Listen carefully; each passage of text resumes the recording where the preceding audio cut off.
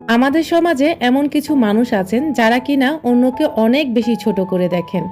অনেকে আমাকে কমেন্ট করেন আমি যেরকম ফ্যামিলিতে বিলং করি সেরকম ফ্যামিলির লোকজন আমার ভিডিওগুলো দেখে থাকেন। তাদের জন্য আজকে আমার ভিডিওটি আপলোড করা।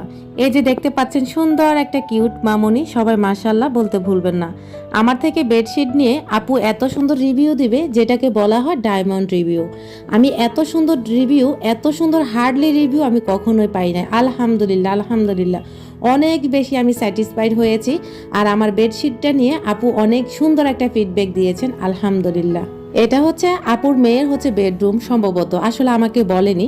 যাই হোক, বাসার যে ফার্নিচারগুলো ওগুলো দেখে বোঝা যাচ্ছে এটা যে ছোট্ট মামুনির হচ্ছে কিউট রুমটা এত বেশি ভালো লাগছে। সেই সাথে কিন্তু আমার গেঞ্জির সেট যে আমার থেকে নিয়েছে সেই গেঞ্জির সেটটা আপু বাবুকে পরিয়ে তারপরে হচ্ছে রিভিউ দিয়েছেন।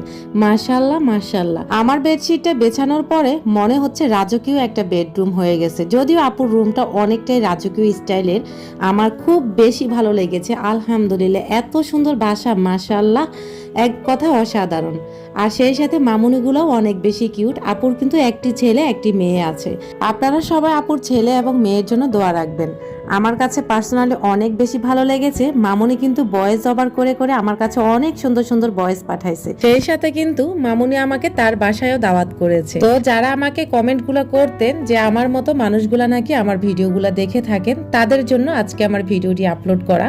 আপনারা নিশ্চয় দেখে বুঝছেন যে আপুর বাসাটা কেমন বা আপুর পরিবারটা কেমন। হয়তো বা আপনাদেরকে আর বলে বোঝানো যাবে না। তো কাউকে ছোট করার আগে নিজের কথাটা একবার চিন্তা করুন। আল্লাহ তাআলা চাইলে মানুষকে একদম ছোট থেকে অনেক বড় করে দিতে পারে। সকালবেলার ধনী রে তুই, ফকির সন্ধ্যাবেলায়, এই কথাটা আমার নানা বলতো। যাই হোক, আপুর বাসাটা কেমন লেগেছে অবশ্যই আপনারা কমেন্ট করবেন। সেই সাথে আপুর পরিবারের জন্য দোয়া রাখবেন। আল্লাহ হাফেজ।